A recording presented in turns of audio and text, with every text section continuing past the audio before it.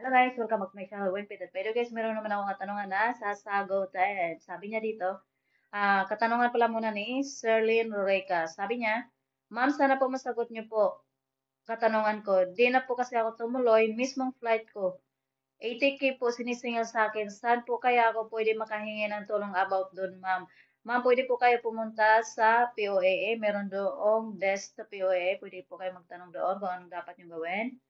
Okay. Pangalawa mong katanungan, sabi mo, ma'am, paano po kaya ako, hindi po ako nakasipot sa mismong flight ko? Nag-back out po ako, obligado po ba akong magbayad sa agency, ma'am? Ang laki po kasi sinisingil sa akin about 80K po. Sana po matulungan niyo po ako. Salamat po. Okay. Ma'am, ang may tutulong ko lang sa inyo ay advice. Okay. Lahat-lahat, para dito ay lahat-lahat ay na-process na nga. May employer ka na, may visa ka na, may flight ka na, pero hindi ka sumipot. Bale, ikaw yung may kasalanan dito. Ikaw yung hindi sumipot. Kaya, meron talagang pagkakataon, meron talagang karapatan sa agency o sa employer mo na mag-ask sa'yo na i-refund yung mga nagastos nila sa'yo. Pero dapat yung babayaran mo lang ay yung merong resibo. Hindi pwede na sobra-sobra naman yung sisingilin.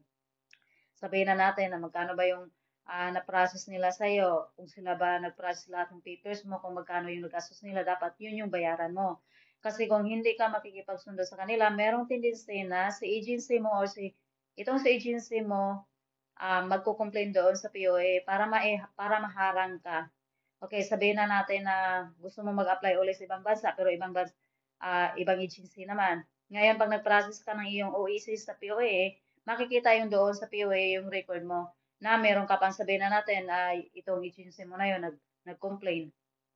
Kaya makikita ng POA na meron kang pending na complaint o kung may nagreklamo man kaya hindi maipa-process yung another or OAC mo man kung mag-apply ka ha, example lang to. Kaya kung ako sa'yo, makipag-ayos ka naman sa agency mo, bayaran mo kung ano yung dapat mong bayaran, pero dapat yung tama lang. Yung mga nagastos lang talaga nila, hindi naman pwede yung sobra-sobra ng halaga na yung pababayaran nila sa inyo. Tsaka guys, paalala lang, agency is a business. Okay guys, sana alam nyo yan. Hindi pwede na isa lang ang makikinabang. Sabihin na natin, applicant ka, kailangan makinabang ka sa kanila, makinabang din sila sa inyo. Hindi naman pwede na nagbitaw sila ng pera, tapos bigla na lang kayo nag-back out, tapos hindi nyo sila babayaran sa mga nagastos nila sa inyo na which is yung pag-process nga ng inyong papers, okay? Sana nasagot yung katanungan mo, pero ang advice ko talaga sa'yo, pumunta ka ng POA, okay? See you. Have a good day.